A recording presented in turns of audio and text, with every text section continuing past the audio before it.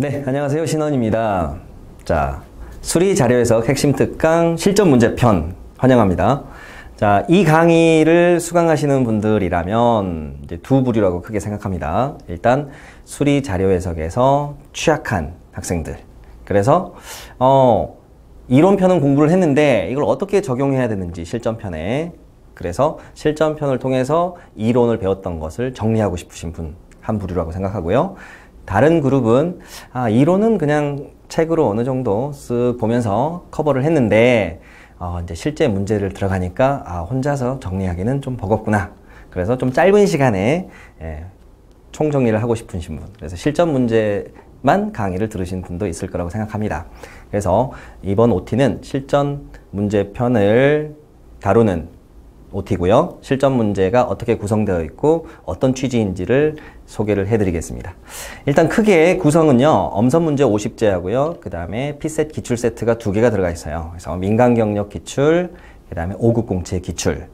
그래서 NCS 문제의 난이도는 민간 경력 기출하고 비슷한 수준이고요, 5급 공채보다는 낮은 수준입니다. 그렇지만 일반적인 5급 공채 문제들이 되게 어렵기 때문에 5급 공채 기출 문제를 꼭 풀어보라고 제가 권장은 하지 않았거든요.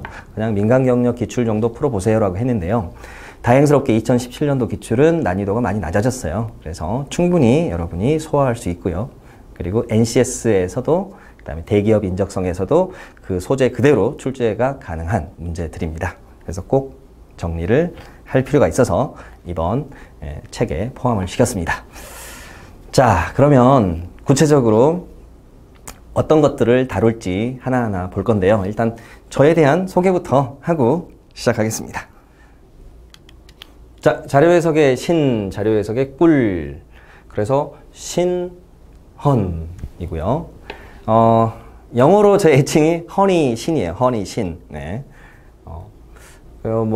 처음에 저를 접하신 분들은 이제 학교에서, 대학교에서 제 수업을 듣는 학생들 같은 경우는 저한테 이제 교수님 이렇게 하죠. 그러니까 조금 친해지면 제가 그냥 선생님이라고 하라고 그래요. 그리고 쌤이라고 편하게 불러라. 그래서 교수님, 그 다음 선생님, 쌤. 그리고 더 친해지면 그냥 닉네임으로 허니쌤 이렇게 부르기도 하고요. 저는 그렇게 권위적이거나 까다로운 사람이 아니니까요. 편하게 질문해 주시면 되겠어요. 그래서 여기 저에게 접근할 수 있는 루트들 나와 있습니다. 카톡, 카페, 이메일. 그래서 이걸 잘 보시고요. 궁금한 사항 있거나 문제가 궁금하거나 아니면 공부 방법이 궁금하시면 이쪽으로 문의를 해 주시기 바라겠습니다.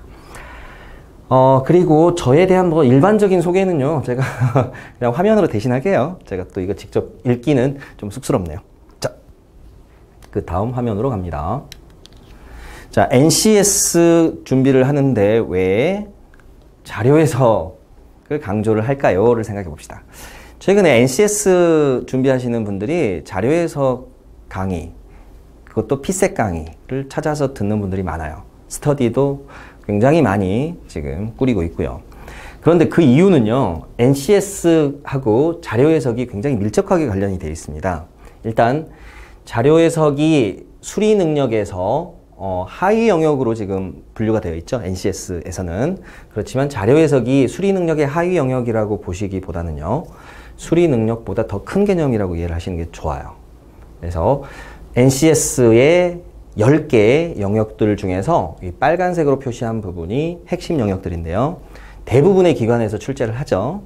그 출제되는 가장 많이 나오는 영역들이 의사소통, 수리, 문제 해결, 자원관리인데요. 그 중에서 수리, 문제 해결, 자원관리, 이 영역이 자료 해석과 관련이 되어 있어요. 즉, 표 그래프 나오고 그 다음에 텍스트 정보 나오고요. 어떤 특정 조건이나 상황을 주고요. 거기에 대해서 단순히 해석하는 문제면 이제 일반적인 자료 해석이고요. 거기에 약간의 경우에 대해서도 생각하고 비교도 하고 계산도 하고, 그래서 최적의 대안을 찾아내라. 그러면 그게 이제 문제 해결, 자원관리 영역의 문제가 됩니다. 그러니까 크게 이건 자료 해석이고 이거는 문제 해결이라고 분류하기가 쉽진 않아요. 자, 그래서 일단 이런 문제들에 대해서 자신감을 가지려면 표 그래프에 대한 분석 능력이 있어야 되고요. 그 다음에 두 번째는 계산 능력, 연산 처리 속도, 정확성, 이런 것들이 필요하겠죠. 근데 이것들을 집중적으로 키워줄 수 있는 강좌가 제가 찾아보기에는 그렇게 찾기는 어렵더라고요. 네. 그래서 PSAT 강의까지 와서 그 부분을 채워 가시는데요. 그런 수고를 덜어드리기 위해서 이번에 위포트에서 이 강의를 만들게 되었습니다. 그래서 앞으로 이 강의를 충분히 복습하시고 잘 따라오시면요. 이 수리 자료 해석 자신감 생기실 거고, 그러면 NCS 인적성에 대해서도 자신감이 생기시겠죠. 그죠? 자, P셋과 유사해지는 NCS. 최근 트렌드를 보면요. 뭐 결국 키워드는 P셋형 문제들이, 그리고 그 중에서도 자료 해석 문제들의 비중이 높아지고 있다는 거예요. 그래서 이 표는 여러분이 한번 훑어보시고요. 그래서 결국 P셋 문제들에 대한 학습이 수요가 커지고 있는데, 거기에 적절한 강의를 제공하지 못했다, 그동안. 그래서 이번 강의가 시원하게 그 부분을 채워주려고 합니다. 자, 표지에 이런 게 나와 있죠. 이게 책 속의 책으로 문제편에 들어있는 표지인데요. 소표지인데. Pset for NCS. 그래서 NCS를 대비하기 위해서 Pset으로 준비를 한다는 거예요. NCS 문제의 롤모델 역할을 하고 있는, 어떻게 보면 선조? 네, 선조. 뭐라 할까요? 옛날 농담으로 말하자면, 시조새 같은 그런 역할이에요. 그래서 그 P셋 문제들을 살짝 바꿔가지고 NCS 출제를 합니다. 왜냐하면 그 P셋 같은 경우는요, 출제하는데 굉장히 많은 시간과 자금과 인력이 투입이 되거든요. 특히 이제 5급 공채 문제 같은 경우는, 그 문제풀을 확보하는데 굉장히 많은 교수들, 그 다음에 현직 공무원들, 사무관 이상의 현직 공무원들, 합격하신 5급 공채 합격하신 분들, 그리고 이제 전담 박사 인력들이 또 있습니다. 그래서 그분들이 1년 내내 문제풀을 만들고, 그 다음에 실제 시험 전에요, 합격생들 중에서 고득점자들을 차출을 해요.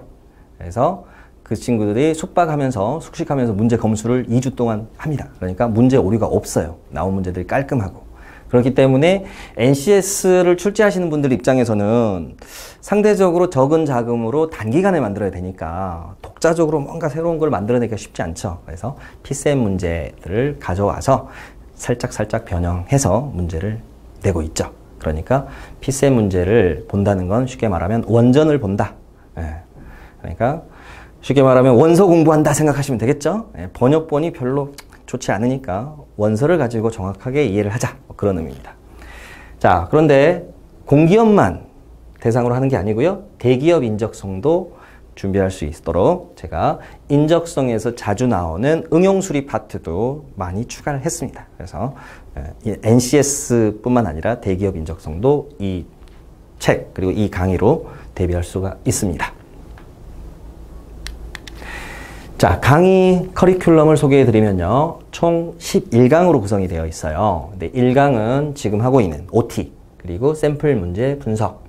자, 그리고 2강부터는요, 일단 엄선 50제, 이 엄선 50제는 역대 P셋 문제 중에서 이거는 정말 NCS 준비하는데 꼭 필요한 문제다.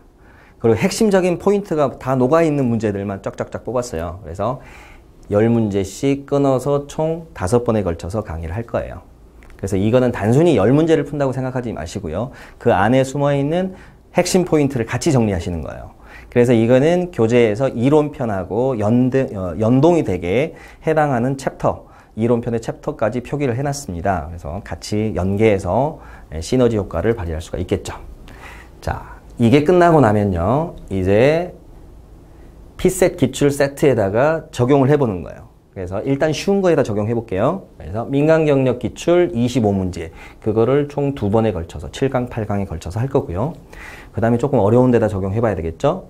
그래서 90, 11강은요, 이 5급 공채 2017년 기출인데요, 40문제, 그거를 3시간으로 쪼개가지고 강의를 진행하겠습니다.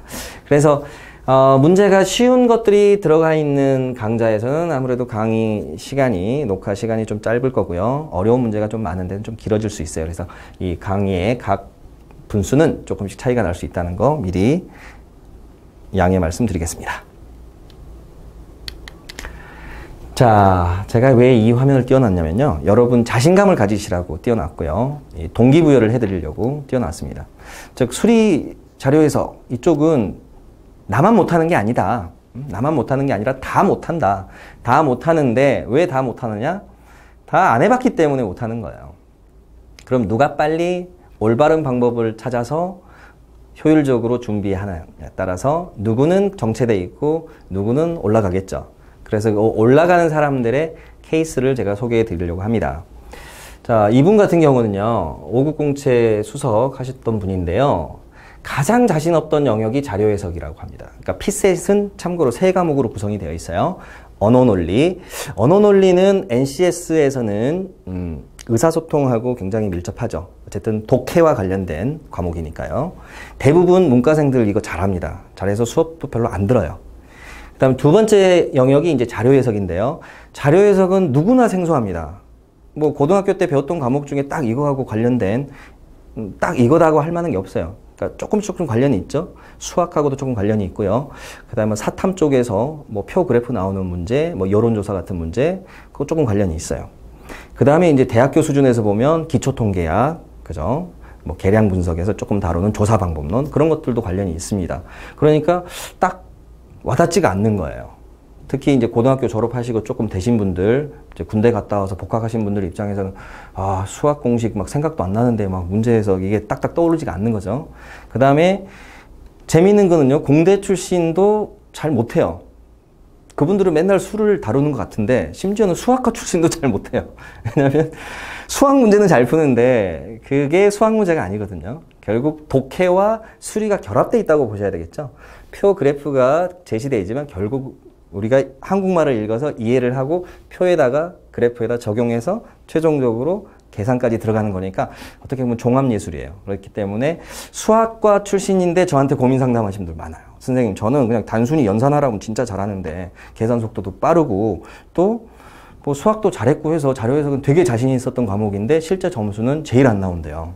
그래서 뭐가 문제일까요? 그래서 제가 자료 해석을 잘하려면 3가지가 동반돼야 되는데, 첫 번째는 한국 사람이니까 한국말을 잘해야 된다. 즉 기본적인 독해 능력이 반드시 들어가야 되고요. 그래서 독해 능력과 함께 두 번째, 표 그래프 구조에 대한 이해가 안 돼 있으면 어디 가서 읽어야 될지 헤매게 돼 있어요. 질문 읽고 표로 갔는데 표가 커. 그럼 한참 헤맵니다. 시간 다 가죠. 그 다음 3번째, 그러니까 그 부분은, 두 번째 부분은 이제 강의하면서 보완해 나갈 겁니다. 그 다음 3번째 부분은 이제 계산이에요. 계산 속도가 느린 분, 실수 많이 하시는 분이라면 아무리 똑바로 한국말을 읽고 표에 가서 확인을 해도 계산해서 틀려버리면 꽝이 되는 거죠. 그래서 이게 3박자가 맞아야 되는데, 제 강의에서는요, 일단 독해 능력 향상은 솔직히 제가 할 수가 없는 부분이에요. 그건 여러분이 독해 파트 전문 강사분께 수업을 들으시면서 하시면 되고요. 저는 표 그래프 구조, 그리고 계산 빠르게 하기, 정확하게 하기, 이쪽에 집중해서 향상을 시켜드릴 것입니다. 자, 그래서 자료 해석이 어려웠어요. 어렵다고 합니다. 그 다음에 이제 3번째 영역이 상황 판단인데요. 그걸 말씀 안 드렸군요. 그러니까 그러면 NCS에 비유하면 자료 해석은 수리랑 가장 밀접하고요. 수리뿐만 아니라 문제 해결, 자원 관리하고도 연관이 있습니다. 그 다음 피셋에서 3번째 과목이 상황 판단인데요. 상황 판단은 피셋 경우에는 언어 논리하고 자료 해석이 결합되어 있다고 생각하면 돼요. 그래서 독해 지문하고 표 그래프 수치 정보가 같이 들어가는 지문들이 많아요. 물론 상황 판단 문제 중에 그냥 독해 지문만 나오는 것도 있고, 그 다음에 뭐 퍼즐형 문제도 나오기도 합니다. 아예 또 계산형 문제도 있기도 하고요. 그래서 어쨌든 언어 논리, 자료 해석 잘하면 자연스럽게 상황 판단 점수는 같이 올라가는 동반 상승 현상이 있어요. 그렇기 때문에 이 NCS에 비유하자면 상황 판단은 문제 해결, 자원 관리 이쪽에 관련이 많습니다. 그러면 결국 말씀드리면 독해 잘하고 이 자료 해석 잘하시면, 수리 파트 잘하시면 결국 나머지 영역들도 그것들을 응용해서 낸 거기 때문에 자연스럽게 잘할 수 있다는 거죠.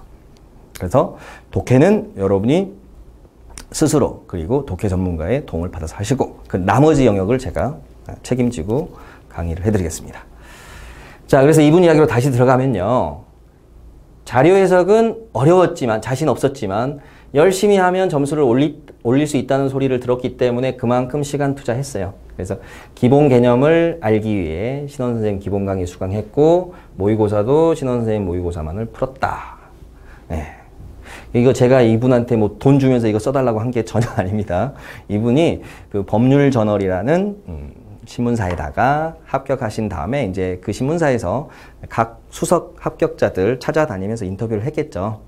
그리고 그 글을 받았겠죠, 원고를. 거기에 있었어요. 그래서 그 신문사에 게재가 된 글인데 제가 기사 검색해서 이 부분을 발췌를 했어요. 네. 자, 다음 분. 자, NCS 수강생 후기입니다. 자, 이분도 자료 해석이 이분도 되게 어려워했었어요. 그래서 지금도 기억나는데 강의 끝나고 한 30분 정도 남으셔서 저한테 질문하시고 가셨어요. 근데 저는 이런 분들을 굉장히 높게 평가해요. 그러니까 지금 단계에서는 모르는 게 많기 때문에 질문한 게 많겠죠. 그렇지만 그거를 모른 채 넘어가 버리면 영원히 모르는 상태에서 끝나는데 그걸 해결하기 위해서 선생님이 약간 피곤해하고 귀찮아하는 것 같아도 계속 질문을 하면서 자기 실력을 쌓아가는 거죠. 그리고 꼭 이런 분들이 나중에 또 잘 되면 또 이렇게 좋은 소식을 알려줍니다. 그래서 결국 합격을 하셨어요. 그래서 그때 이틀짜리 특강을 들었기 때문에 짧은 시간에 이해하기는 좀 어려웠을 거예요. 그렇지만 계속 제가 피드백을 해드렸더니 나중에 합격했다고 자료 해석 쪽에 자신감이 생겨서 전체적으로 잘 봤다는 이야기를 남겨주셨습니다. 자, 이분 같은 경우는 한전 NCS 특강을 들었고요. 역시 그때도 이틀짜리 특강이었어요. 그러니까 여러분은 굉장히 이분들에 비하면 여유 있게 강의를 수강하겠죠. 제가 차근차근 정리해 드릴 겁니다. 자, 그래서 좋은 강의 들어서 도움이 됐다라는 것을 하고 있네요. 말씀을 하고 계시네요. 자, 이 정도 수강생 후기를 받고요. 이제 본격적으로 이 책에 대한 내용으로 들어가 보겠습니다. 자, 피셋 엄선 50제가 스텝 1, 즉 파트 1이고요. 스텝 2는 피셋 기출 세트 1, 민간 경력. 그 다음에 스텝 3는 피셋 기출 세트 2, 그래서 5급 공채. 이렇게 단계적으로 학습할 수 있게 했고요. 자, 피셋 엄선 50제에 대한 이야기부터 들어가 보겠습니다. 자, NCS 출제 유형과 유사한 50제를 엄선했고요. 수리, 문제 해결, 자원 관리에 대비할 수 있는 문제, 그리고 대기업 인적성에서 수리 능력, 추리 능력에 대비할 수 있는 문제. 그래서 제가 수열까지도 추가를 했습니다. 이 책에. 그래서 수추리까지도 커버할 수 있게. 자, 그리고 NCS 고득점을 위해서 엄선 50제에 집중해야 되는 이유. 단순히 문제 하나 주고 해설 준 게 아니에요. 제가 참 심혈을 기울여서 핵심 포인트를 정리했습니다. 핵심 포인트 정리하고 거기에 그 질문 답변 형식으로 핵심 포인트를 정리할 수 있게 해놨거든요.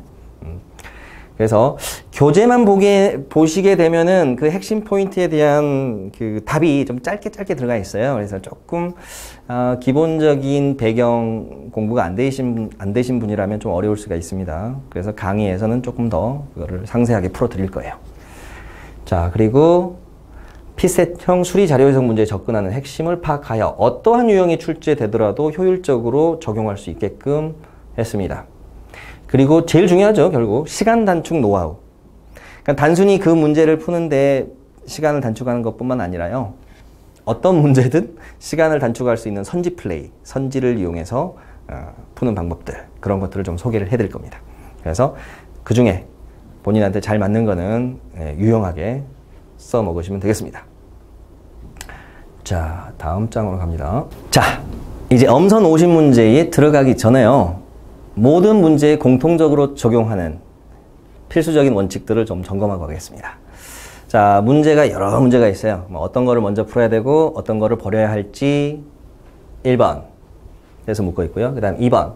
한 문제 내에서 시선 처리는 어떻게 들어가는 게 좋은지, 어떤 것부터 파악하는 게 좋은지. 그 다음 3번. 표나 그림이 여러 개 등장하면은 무엇을 확인해야 되는가. 그 다음 4번. 그것들의 관계 유형을 분류하면, 여러 개의 자료의 관계 유형을 분류하면, 이렇게 4가지 질문이 있고요. 이거에 대해서 모범 답안을 띄워보겠습니다. 자, 이게 뭐 무조건 100% 맞다라고는 말할 수 없어요. 왜냐하면 사람마다 내가 쉬운 문제, 어려운 문제가 다르니까. 그렇지만 일반적인 수준에서 말씀드릴게요. 보통 사람이라면 어떤 게 어렵냐면요. 계산을 많이 요구하는 문제. 진짜 계산 천재가 아닌 이상, 그죠? 계산을 많이 요구하는 문제. 일단 표 그래프 자료가 엄청 많어. 막 페이지도 이렇게 2페이지 이상 막 차지하고 있어. 그죠? 그 다음에 공식이 많이 딸려 있어. 공식이 촉촉촉촉 뭐 정보 박스에 들어있기도 하고 각주 해가지고 달려있기도 해요. 1번, 2번, 3번, 4번. 자, 그 다음에 통계가 생소해. 나는 인문계 학생인데 무슨 공정에 대한 이야기, 뭐 다리 건설에 대한 막 이야기가 나와요. 뭐 중앙 경간장이 어쩌고, 뭐 측경간장이 어쩌고 이렇단 말이에요. 거기에 현수교에서 나오는 개념들이 아무튼 그런 것들이 막 그림으로 나와 있으면 어때요? 일단 그거를 이해하고 들어가는데 시간이 걸리겠죠. 그러니까 내가 친숙한 통계가 아니네? 그런 것들을 일단 피하세요. 시간 소모가 많아 보이는 거를 피하라. 그래서 여기에 해당하지 않는 문제를 풀자. 자, 두 번째 질문. 한 문제 내에서 시선 처리는요. 일단 질문을 확인해야 되겠죠? 일반적인 문제라면 옳은 거 옳지 않은 거 구별하는 것부터 시작하는 거고요.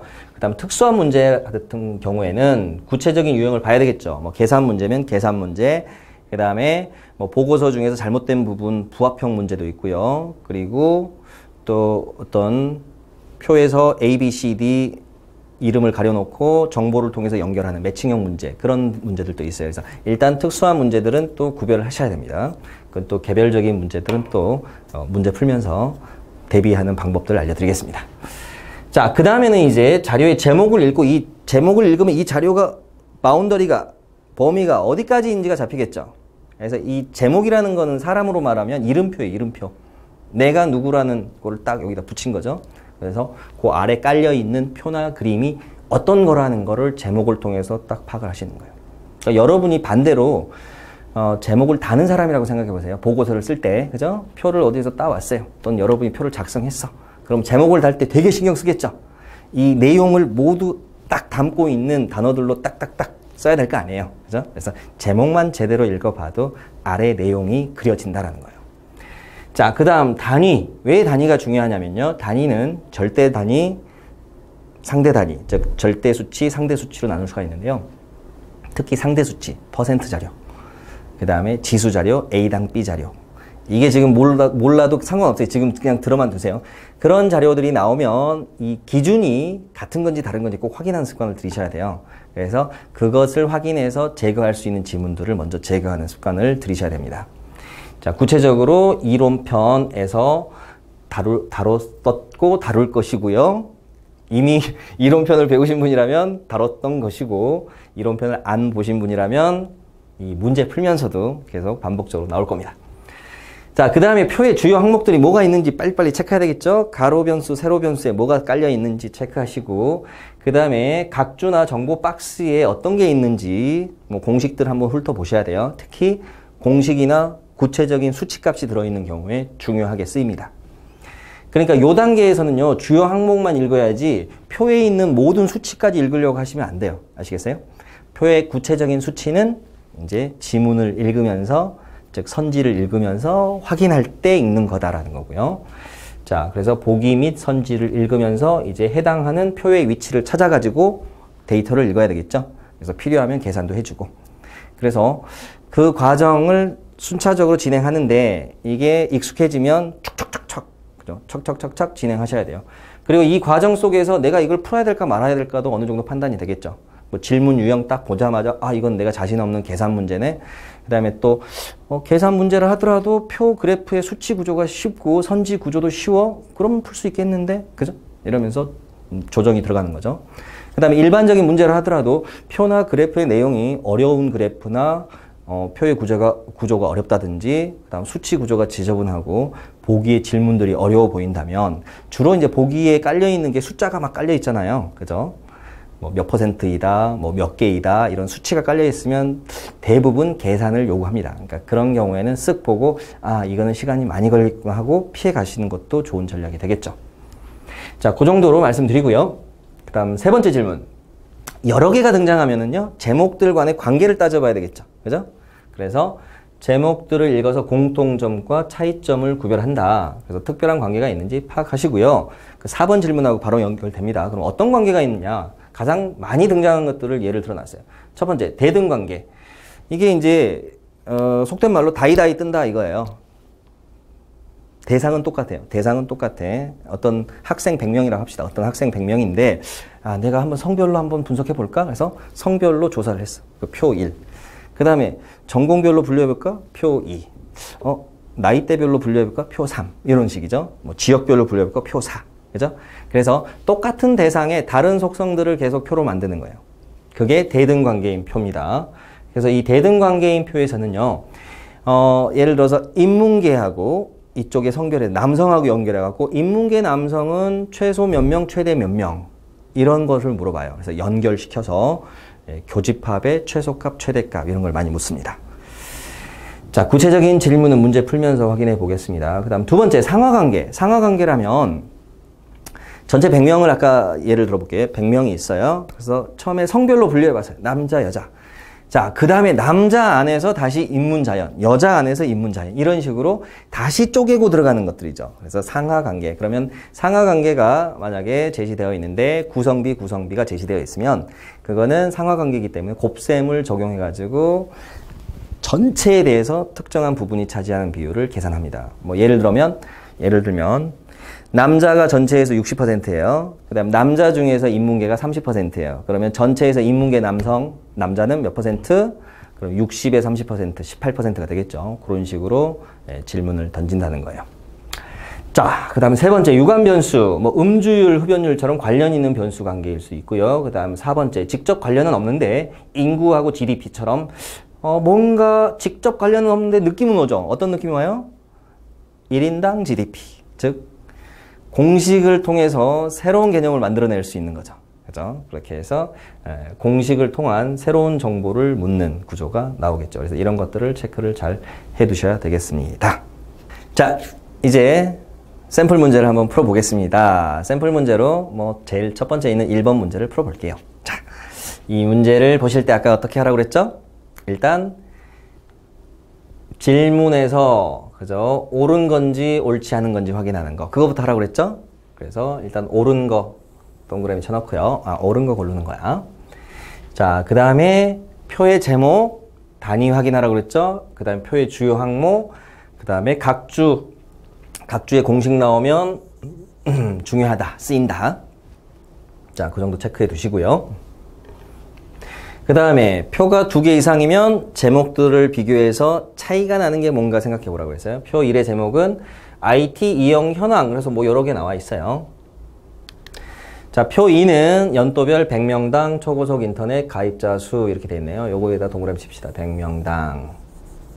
자, 이게 이제 함정표입니다. 함정표. 왜 함정표냐면 단위를 보면 명이잖아요. 그래서 단순히 이게 어떤 절대적인 사람 수인 것 같지만 얘를 달아놨기 때문에 상대적인 값이에요. 상대적인 값. 즉 인구 100명당 초고속 인터넷 가입자 수.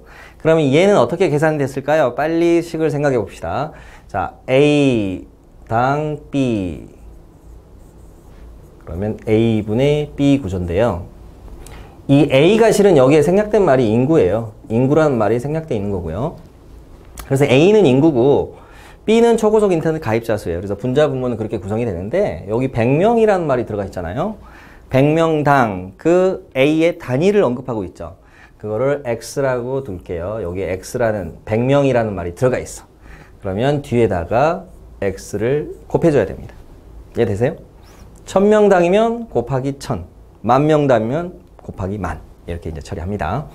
자, 그래서 얘는 상대 수치다. 즉 초고속 인터넷 가입자 수를 물어보면 인구를 알아야 된다는 이야기예요. 인구를 알아서 곱해야 되겠죠. 인구에다가 인구당 가입자 수를 곱하면 가입자 수가 나오겠죠. 자, 그래서 이거 딱 보는 순간 출제자가 이거 활용할 가능성이 높겠구나. 그죠? 예상할 수가 있어요. 그게 바로 리을 지문이죠. 대한민국 네덜란드의 2005년 전체 초고속 인터넷 가입자 수는 같다. 자, 대한민국, 네덜란드. 자, 25.4, 25.4로 같아요, 수치가. 근데 100명당 25.4명이라는 거죠. 인구 100명당. 그럼 인구가 같은가요? 일단 상식적으로 어때요? 대한민국 인구가 더 많은 것 같은데? 그죠? 모르겠어요? 그러면 이제 올라갑니다. 그래서 표 1로 올라가서 이 표 1의 분모를 보시면 총 인구가 들어가 있어요. 그럼 인터넷 이용률하고 자리를 바꿔요. 자, 그러면 인터넷 이용자 수 나누기 인터넷 이용률로 총 인구를 구하는 거고요. 어차피 상수 부분인 곱하기 100은 똑같이 처리 안 하면 되니까 일단 무시하세요. 그러면 대한민국 체크하시고요. 그 다음에 네덜란드 체크합니다. 자, 분모는 비슷하네요. 분모는 비슷한데 분자 쪽에서 자, 대한민국이 네덜란드보다 3배 이상 큽니다. 그죠? 그래서 인구가 같아야지 아까 그 지문이 맞았는데 대한민국 인구가 훨씬 많구나. 그거 확인하시면 틀렸다는 걸 알 수 있겠죠. 자, 그래서 리을 지문은 틀렸어요.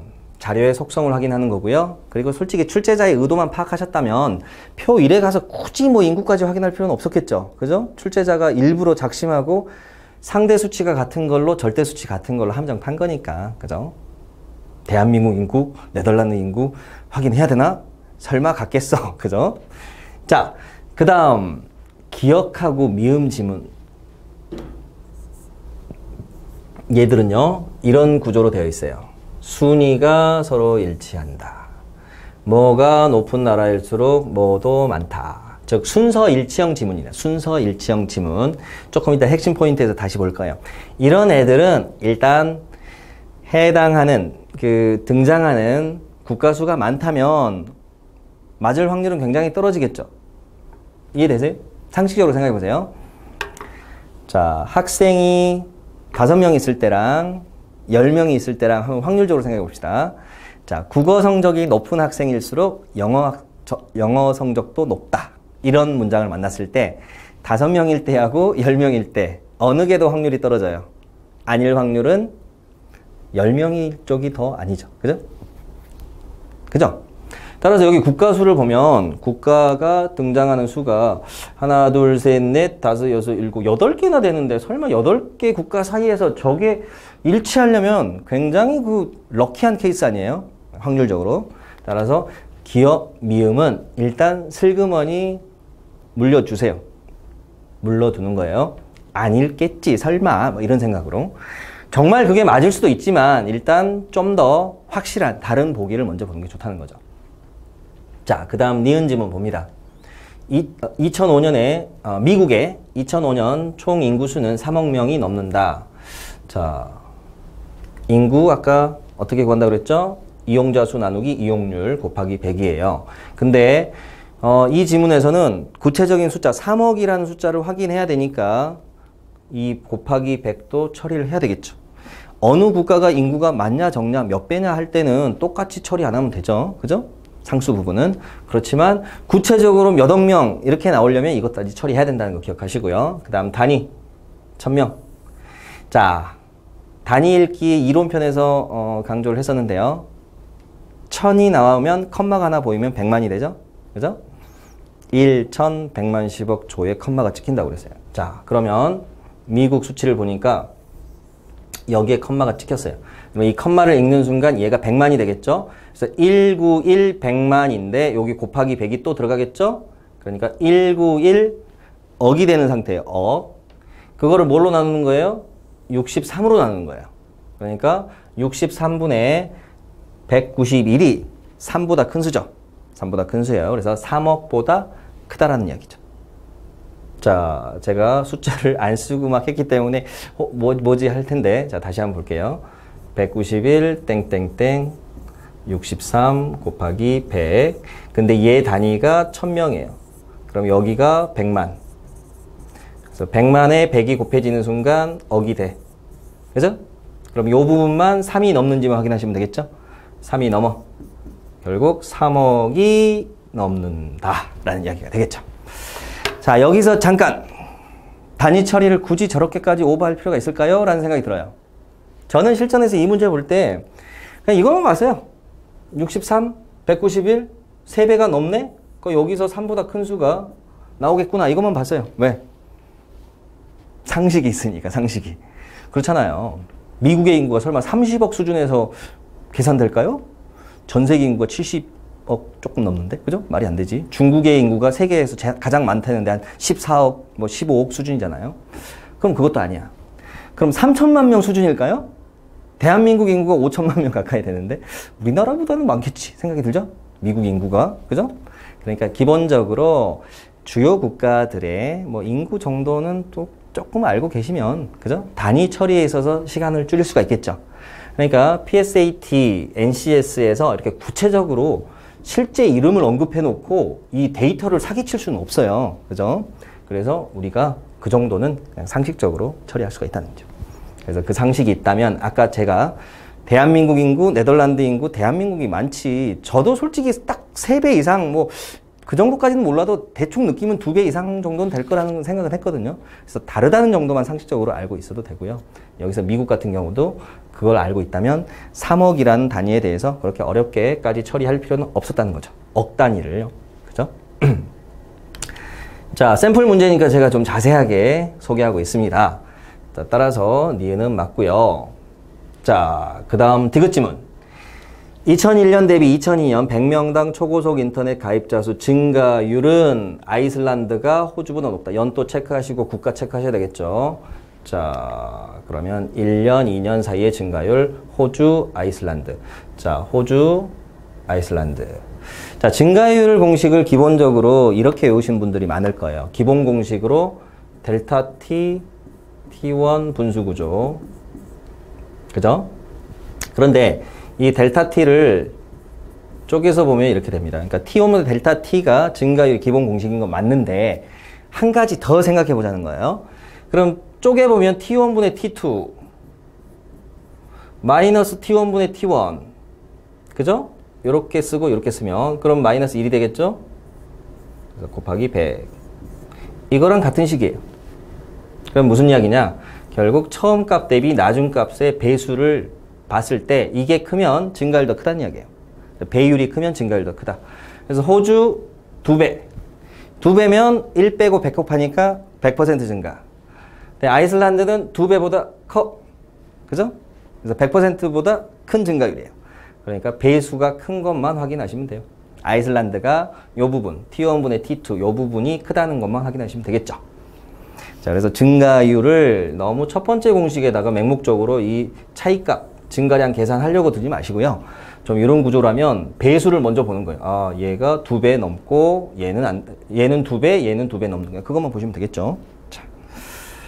자, 그러면 일단 선지를 보시면 아이슬란드가 호주보다 높다. 맞죠? 따라서 니은 디귿이 맞았어요. 그런데 아까 리을이 옳지 않았다고 체크를 해놨기 때문에 이제 선지를 확인해 보시면 니은 디귿 들어가고 리을 빠져야 되니까 답이 2번이 되겠죠. 자, 정리되셨나요? 자, 그 다음에 핵심 포인트를 한번 보겠습니다. 다시 한번 복습할게요. 그래서 이 책의 장점은요, 문제를 단순히 풀고 끝내는 게 아니라 요점 정리를 해주는 거예요. 요점 정리. 자, 표 2의 제목에서 주의할 점은 무엇이고 어떤 것이 출제될 것 같은가? 주의할 점은 뭐였죠? 100명당, 100명당. 그죠? 자, 다시 한번 볼게요. 100명당. 그래서 상대적 수치라는 거예요. 상대적 수치. 그래서 어떤 것이 출제될 것 같아요? 상대적 수치를 주고 절대적 수치를 물어보는 거죠. 100명당 초고속 가입자 수인데 초고속 가입자 수를 묻는 거죠. 뭐 인터넷이란 말은 제가 뺐습니다. 초고속 인터넷 가입자 수. 기니까. 자, 그 다음 2번. 표 1의 단위를 읽으면 표 안에 컴마를 어떻게 처리해야 되죠? 자, 1000단위였잖아요. 기준 단위가. 그럼 컴마 하나 보이면 얘가 100만 단위로 읽혀야 돼요. 100만. 요 앞에 있는 숫자 뒤에 100만을 붙이는 거예요. 이해되셨죠? 그 다음에 3번. 순서 일치형 지문을 처리하는 방법은, 자, 이거는 아까는 제가 일단은 개체수가 많으니까 등장하는 국가가 많으니까 넘어가세요 라고 했는데요. 조금 더 상세하게 접근하면요. 두 가지 포인트를 체크해 보셔야 돼요. 첫 번째는 관련성. 두 변수의 관련성. 두 번째는 개체수. 표에 등장하는 개체수. 이걸 생각해 보는데요. 자, 관련성이 별로 없어. 그러면 이거 틀릴 가능성이 굉장히 높아요. 그럼 관련성이 굉장히 높은 거야. 예를 들어서 뭐 과목으로 이야기하자면 뭐 국어하고 체육하고 뭐 성적 순서가 일치할 가능성이 굉장히 낮잖아요. 그죠? 그러면 딱 보는 순간 에이 아니겠지라는 생각이 드는데 예를 들어서 수학하고 과학 좀 비슷한가요? 비슷하다고 칩시다. 수학 성적이 높은 학생이 과학 성적이 높다. 뭐 이렇게 해놨어. 그러면 아까보다는 좀 더 조심해야 되겠지. 이건 맞을 확률이 높으니까 좀 봐야 되겠네. 그죠? 그래서 관련성을 따져보시고요. 그 다음 개체수. 자, 사람이 아까 5명, 10명 비유했잖아요. 뭐 20명, 30명 이렇게 되면수록 이거는 뭐 거의 희박한 확률이 되겠죠. 그래서 두 가지를 따져보시고 결국 웬만하면은 자, 관련성 여부, 개체수 여부를 따져서 봤을 때 우리가 꼼꼼히 처리해야 되는 경우는 결국 관련성이 높은 변수이면서 개체수는 적은 경우라면 그때는 일일이 찾아보시는 게 맞아요. 그렇지만 그렇지 않은 경우라면 아니겠지 하고 건너뛰시는 게 좋은 전략이다. 자, 4번. 각주를 보고 총 인구수에 대한 식을 세우면 자, 아까 수식 구조가 이런 식이에요. 곱하기 100은 생략할게요. 이런 식의 구조에서 인터넷 이용률에 대한 식이 이렇게 나와 있었어요. 그랬을 때 분모가 인구였는데 인구를 물어보면 자리를 바꿔줘라. 그죠? 그래서 A하고 C는 자리를 동시에 바꿔칩니다. 꼭 기억하세요. 물론 이걸 순차적으로 푸시는 분도 있더라고. A는 B, C면 일단 C를 넘겨. 그래서 A, C는 B야. 그 다음 A로 다시 나눠. C는 B, A야. 뭐 좋아요. 좋은데 시간이 아깝잖아요. 그러니까 빨리 하는 거야. 얘하고 얘는 그냥 동시에 바꿔치는 거예요. 동시에 바꿔치는 거. 그래서 기억하시기 바라겠습니다. 자, 이 정도 샘플 문제 해설하면 충분했죠. 물론 저도 더 해드리고 싶은데요. OT가 너무 길어지는 것 같으니까 이 정도로 마무리하겠습니다. 그리고 본격적인 강의는 2강부터 시작하겠습니다. 네, 문제 미리 풀어보시고요. 그리고 본인이 약한 부분 미리미리 체크를 해두시고 집중해서 수업을 들으시기 바라겠습니다. 네, 감사합니다.